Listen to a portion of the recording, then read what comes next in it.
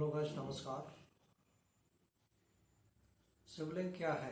शिवलिंग का सही अर्थ क्या है? गुप्त रहस्य आज मैं आपको बताऊंगा। 90% लोग शिवलिंग का अर्थ नहीं जानते हैं। शिवलिंग पर आज जो जल चढ़ाते हैं, पूजा करते हैं, वो क्या है? वह क्यों शिवलिंग की पूजा होती है? इसके लाभ क्या है? ये सभी मैं आपको बताने जा रहा हूँ। अतः आप सभी इस वीडियो को अंत तक जरूर देखें और शेयर करें, जिससे लोगों में फैली हुई भ्रांतियां दूर हो सके। लिंग का अर्थ होता है प्रतीक, सिंबल, संपूर्ण शरीर। जो लोग शिवलिंग का गलत अर्थ लगाते हैं, बताते हैं, भ्रांतियां फैलाते हैं, या तो वो शिवलिंग का अर्थ नहीं जानते, या उनका कोई गलत उद्देश्य है या रहा होगा। आप सोचिए, जिस देश में काम वासना पर खुलकर बोलना भी वर्जित है, खुलकर बोला भी नहीं जा सकता, और मर्यादा पुरुषोत्तम राम कृष्ण भगवती जी की पूजा होती है। हमारे ऋषि मुनियों जिन्होंने दुनिया को शून्य दिया, जिन्होंने ग्रहों की सटीक गणना की, क्या वो इतने मूर्ख थे कि एक जन्नांग प्राइवेट पार्ट को मंदिर में पूजा के लिए स्थापित करेंगे? आप खुद ही सोचिए। शिवलिंग का भ्रामक अर्थ निकालना, बताना, प्रचार करना, ये सब विरोधियों का काम है। विरोधियों की सोची समझी साजिश, उद्देश्य है धर्म को कमजोर करना, आदि आदि। आपसे जब पूछा जाता है कि शिवलिंग की पूजा क्यों होती है, तो आपकी नजर झुक जाती है, आप कुछ बता ही नहीं पाते, क्योंकि आपको शिवलिंग का सही अर्थ मालूम है ही नहीं। आप मान लेते हैं कि सामने वाला जो बोल रहा है वो सही बोल रहा है, वही मान लेते हैं आप। इसमें आपका कसूर नहीं है। कसूर है तो गलत शिक्षा नीति का, धर्म पुराणों के गलत अनुवाद का। जहां गुरुकुलों में वेद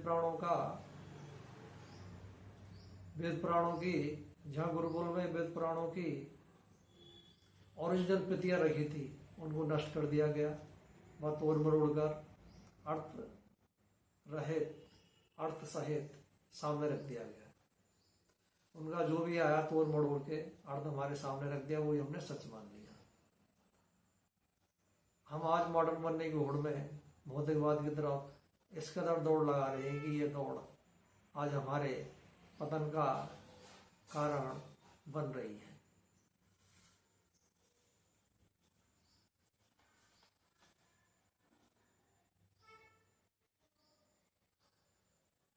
और हम पाश्चात्य संस्कृति तरफ भग रहे हैं। पाश्चात्य संस्कृति वाले प्राचीन भारतीय संस्कृति जो थी उसकी तरफ लौट रहे हैं तेजी से। भारतीय संघ परिवार प्रथा तो प्राय लुप्त सी हो गई है।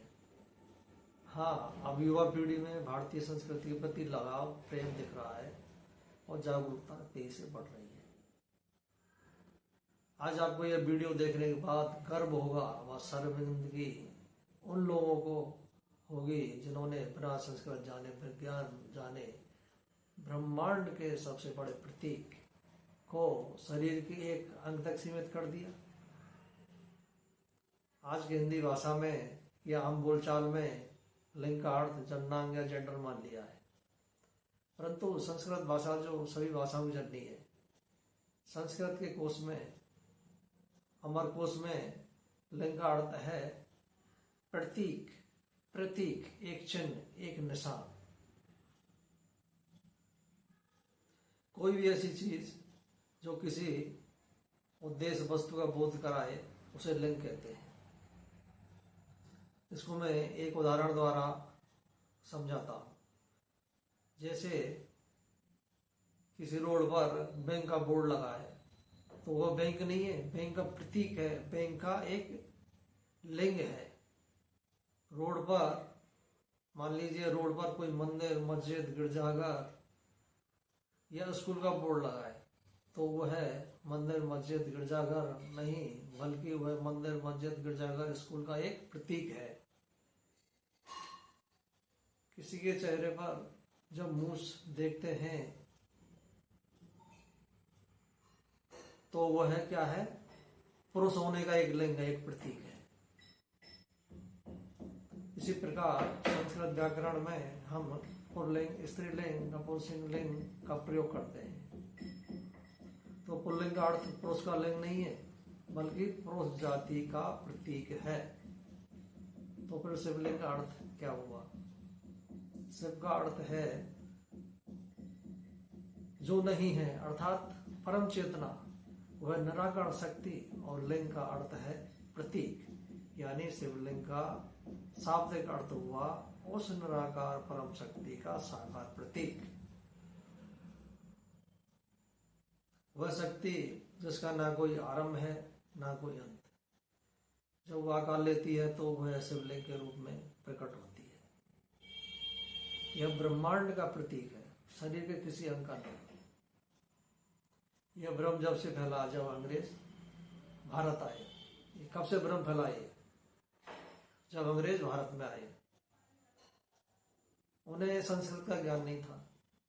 उन्होंने हमारे वेद पुराण आदि का अनुवाद करना शुरू कर दिया। और जब उन्होंने लिंग शब्द देखा तो उन्होंने अपनी सीमित बुद्धि से उसका अनुवाद पुरुषजन्नांग कर दिया। और दुर्भाग्य से भारतीयों ने उसे सही मान लिया। ये एक सोची साजी साजिश थी जिससे आपको शर्मिंदगी हमेशा महसूस होती रहे। लेकिन वेद क्या कहते हैं? वेदों में स्पष्ट लिखा है कि जो लोग शिष्ण यानी जन्नांग की पूजा करते हैं वे नरक में जाते हैं।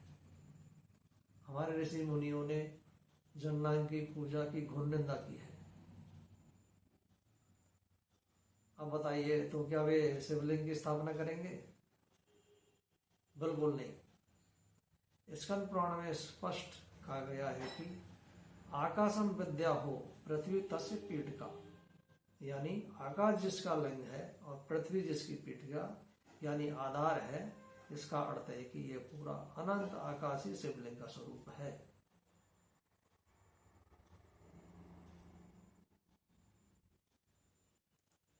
अब बात करते हैं इसके विज्ञान पर। यह ना तो चौकोर है ना त्रिकोण है, एक अंडाकार आकृति है। आधुनिक विज्ञान आज मानता है कि जब ब्रह्मांड की जब उत्पत्ति हुई थी, महाविस्फोट हुआ था, तो उसके ठीक पहले पूरा ब्रह्मांड एक बिंदु में सिमटा हुआ था, एक अंडाकार रूप में था, जिसे कॉस्मिक एग कहा जाता है। हमारे ऋषि मुनियों ने इससे हजारों हजारों साल पहले इसे हिरण्य गर्भ कहा था, यानी ऐसा सुनहरा अंडा जिससे सृष्टि का जन्म हुआ था। शिवलिंग उसी हिरण्यगर्भ का मॉडल है। यह ब्रह्मांड की उत्पत्ति का प्रतीक है। यह बताता है भगवान शिव एक रूप नहीं है जो कैलाश पर बैठे हैं, बल्कि वो ऊर्जा का वो स्रोत हैं जिससे तारे, आकाश गंगाएं और ब्लैक होल बने हैं। शिवलिंग का आकार अनियंत्रित ऊर्जा को नियंत्रित करती है। शिवलिंग का जो आकार है वो अनियंत्रित ऊर्जा जो होती है उसको नियंत्रित करती है। भाभा अनुसंधान परमाणु केंद्र मुंबई को ऊपर से या सैटेलाइट से देखने पर यह बिल्कुल शिवलिंग जैसे ही दिखाई देता है। यह विज्ञान है। शिवलिंग संरचना और परमाणु भट्टी संरचना में डरावनी समानता है। एक परमाणु भट्टी अनियंत्रित ऊर्जा को नियंत्रित करती है। परमाणु बम में ऊर्जा अनियंत्रित होकर तबाही मचाती है, परंतु भट्टी में क्या करती है? भट्टी में उसी ऊर्जा को शांत करके बिजली बनाई जाती है। शिवलिंग भी यही है। यह ब्रह्मांड की अनंत और प्रचंड ऊर्जा का रिएक्टर है। आपने देखा होगा शिवलिंग पर हमेशा पानी टपकता रहता है। परमाणु भट्टी के कोनों पर पानी शीतलक का प्रयोग किया जाता है ताकि वह बिचल ना जाए, ताकि खतरनाक विकिरण बाहर ना आ जाए। शिवलिंग एक तप्त स्तंभ है। पुराणों में इसे ज्योतिर्लिंग कहा गया है। ज्योति यानी प्रकाश और आग यह ऊर्जा का भयंकर स्रोत है। इस ऊर्जा को शांत नियंत्रित रखने के लिए इस पर लगातार जल अभिषेक किया जाता है। यदि शिवलिंग पर जल नहीं चढ़ा जाए तो वह ऊर्जा नकारात्मक हो सकती है, वह वातावरण में गर्मी पैदा कर सकती है। इसीलिए हमारे पूर्वजों ने नियम बनाया, शिवलिंग कभी भी सूखा नहीं रहना चाहिए, उस पर जल गिरता रहना चाहिए। इस पर दूध, दही, शहद, जल जो शीतलक हैं चढ़ाए जाते हैं।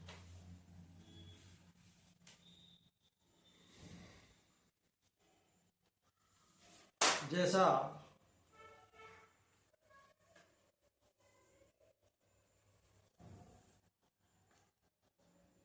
शालिग्राम जी विष्णु भगवान के प्रतीक हैं, वैसे ही शिवलिंग पूर्ण शिव जी के प्रतीक हैं। जैसे विष्णु भगवान के प्रतीक शालिग्राम ज्यादा दयालु हैं, उसी प्रकार शिव जी के प्रतीक शिवलिंग शिव जी से ज्यादा दयालु हैं। मैं आपको एक गहरा रहस्य और बताता हूँ जिसे बहुत कम लोग जानते हैं। ध्वनि विज्ञान या विज्ञान बताता है कि हर ध्वनि का एक आकार होता है। अब इसको समझिए, एक प्लेट पर रेत रखकर किसी विशेष ध्वनि का कंपन करें तो रेत ध्वनि के अनुसार एक आकार ले लेती है।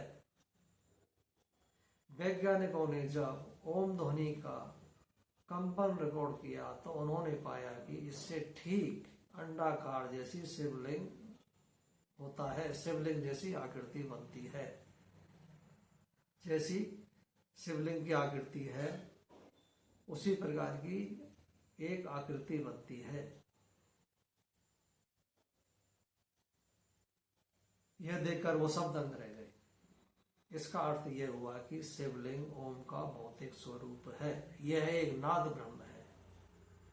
जब हम कहते हैं कि शिव ही सत्य है, इसका अर्थ है कि यह पूरा ब्रह्मांड ही कंपन वाइब्रेशन है और उस वाइब्रेशन का सबसे शुद्ध आकार है शिवलिंग।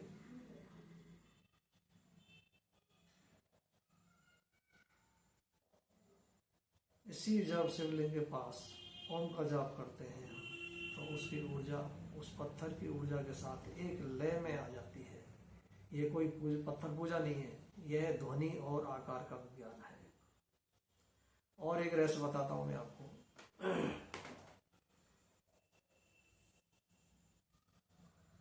हमें बचपन से डराया गया कि शिवलिंग की पूरी परिक्रमा नहीं करनी चाहिए, जलहरी को लगानी चाहिए, आधी परिक्रमा करनी चाहिए, नहीं तो पाप लगेगा। आज के परमाणु वैज्ञानिक जानते हैं कि भट्टी से जो कचरा निकलता है वह रेडियो एक्टिव होता है, उसमें विकिरण होती है, उसके संपर्क में आने पर नुकसान हो सकता है, कोशिकाएं खराब हो सकती हैं। शिवलिंग एक ऊर्जा का स्रोत है।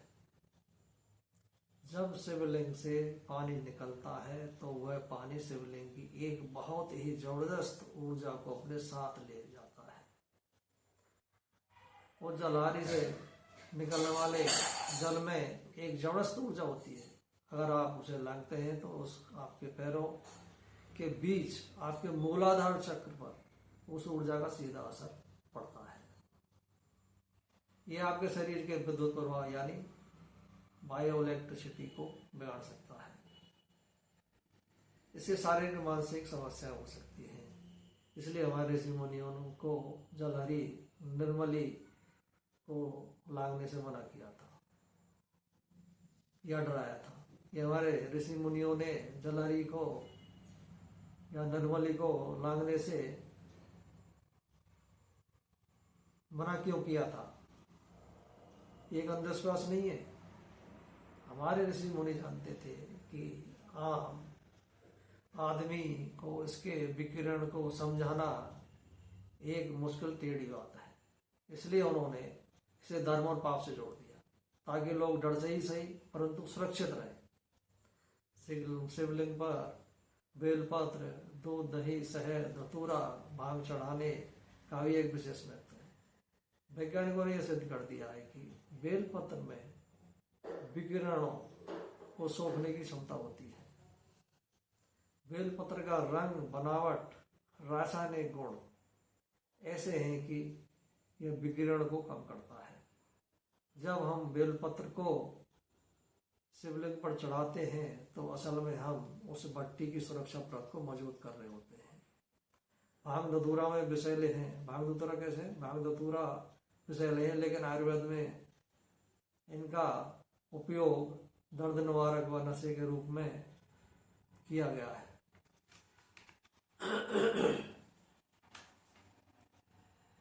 शिवलिंग क्या है? शिवलिंग विषपाई है। उन्होंने हलाल किया था। शिवलिंग पर इसको चढ़ाने का अर्थ है कि यह ऊर्जा इस विषैले पदार्थों के नकारात्मक प्रभाव को भी सोख सकती है और उन्हें औषधि में बदल सकती है। नील्स बोर के बारे में सब जानते हैं। नील्स बोर जो महान वैज्ञानिक थे जिन्होंने परमाणु का मॉडल दिया था, वे इस भारतीय दर्शन से बहुत प्रभावित थे। दुनिया की पुरानी संरचनाओं को देखेंगे तो पाएंगे कि शिवलिंग जैसी संरचना केवल भारत में नहीं है बल्कि पूरी दुनिया में पाई गई है। यह सिद्ध करता है कि यह सबसे पुरानी याद है जब इंसान ईश्वर को किसी मूर्ति में नहीं निराकार स्तंभ में देखता था। स्वामी विवेकानंद जी जब पेरिस धर्म सम्मेलन में गए तो एक अंग्रेज विद्वान ने शिवलिंग को लेकर बहुत हंसी उड़ाई। तो स्वामी विवेकानंद जी ने उनको अथर्ववेद का हवाला देते हुए चुप कराया, शिवलिंग के बारे में पूर्ण ज्ञान कराया। तो वो भी पूरा अर्थ समझ के हिंदू धर्म के कायल हो गए। अथर्ववेद में युद्ध स्तंभ की चर्चा है। यज्ञ का धुआं जब ऊपर उड़ता है तो वह एक अनंत स्तंभ जैसा दिखता है। शिवलिंग क्या है? उसी का प्रतीक है। शिव पुराण में एक कथा आती है कि विष्णु जी व ब्रह्मा जी के मध्य शिव जी के द्वारा एक अग्नि स्तंभ पैदा किया गया। वह स्तंभ इतना विशाल था कि ना उसका कोई आदि था ना कोई अंत। ब्रह्मा जी ऊपर की सिरा की तरफ, विष्णु जी नीचे की सिरा की तरफ उसका अंत खोजने गए, लेकिन लंबे समय तक सिरा खोजने के बाद भी उन्हें उनका सिरा नहीं मिला। इसका अर्थ है कि शिव अनंत है।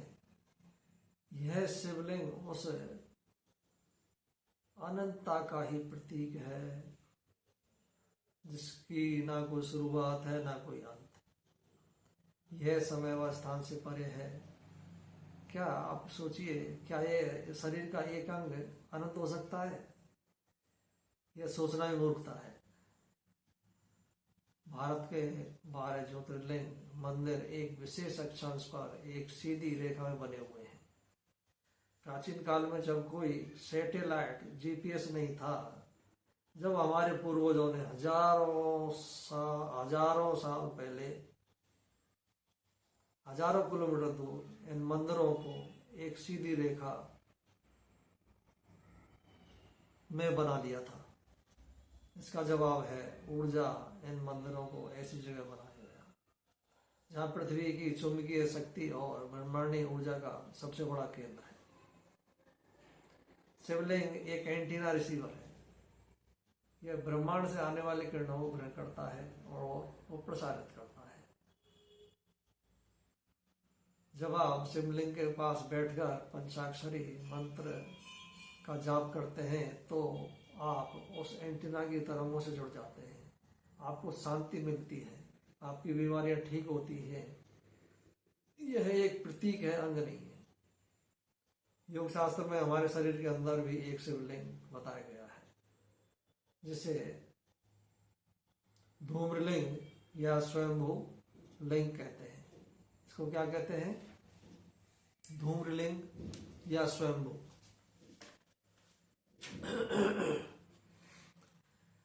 यह हमारे हजार चक्र, यह हमारे सहस्त्रार चक्र में हमारे मस्तिष्क के केंद्र में स्थित है। जब कुंडलिनी शक्ति जागृत होकर ऊपर उठती है तो वह इसी लिंग में विलीन हो जाती है। यह आत्म साक्षात्कार का प्रतीक है।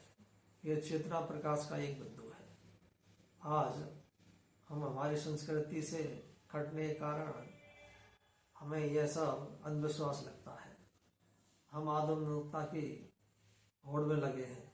जब शिवलिंग पर दूध दही से चढ़ाते हैं तो कुछ ज्यादा ही बुद्धिजीवी लोग कहते हैं यह दूध दही शहद पानी की बर्बादी है, इसे किसी गरीब को दे दिया जाए तो उसका भला होगा।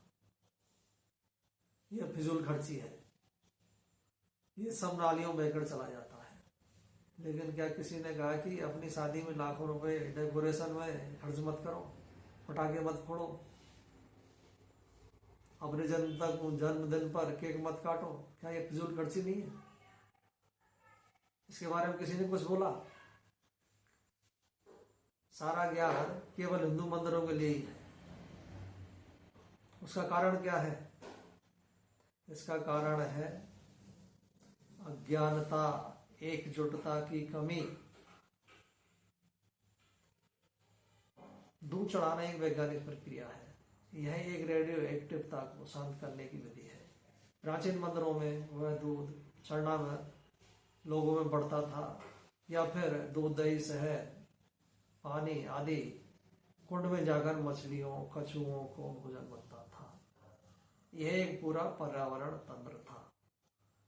यदि आज वह नाली में जा भी रहा है किसी कारण, तो यह प्रबंधन की कमी है, वैज्ञानिक कमी नहीं है, ये धर्म की कमी नहीं है।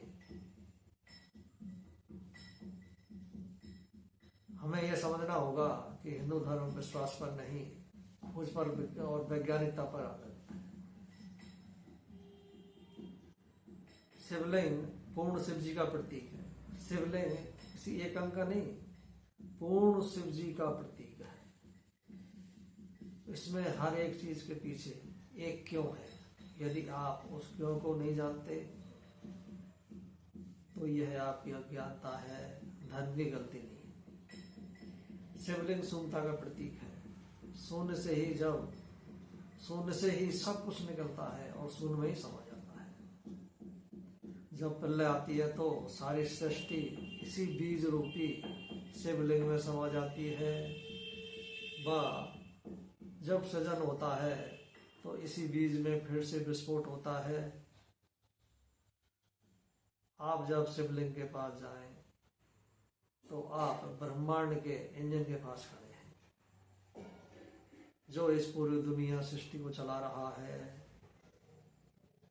यदि आप शिवलिंग के पास में खड़े हैं तो जो ब्रह्मांड का इंजन है उसके पास खड़े ही मानिए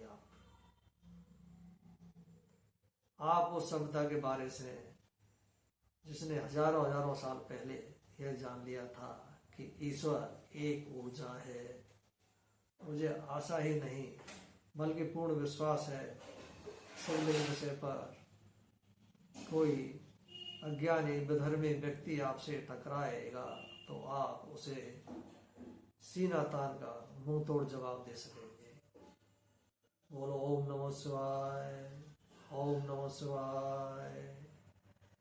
इसी के साथ दोस्तों मैं बता लेता हूँ आपसे। Thanks for watching. मेरे इस वीडियो को सभी जगह शेयर करें, लाइक करें, मेरे चैनल को सब्सक्राइब करें, जिससे कि आपको मेरी महत्वपूर्ण जानकारी से भरी हुई वीडियो मिलती रहे। अब आपके ऊपर है कि शिवलिंग से फैली हुई भ्रांतियों को आप कितनी जल्दी दूर करेंगे। Thanks for watching. फिर से मेरे इस वीडियो को शेयर करें, लाइक करें, चैनल सब्सक्राइब करें। आपको बहुत बहुत धन्यवाद। नमस्कार। वंदे मातरम।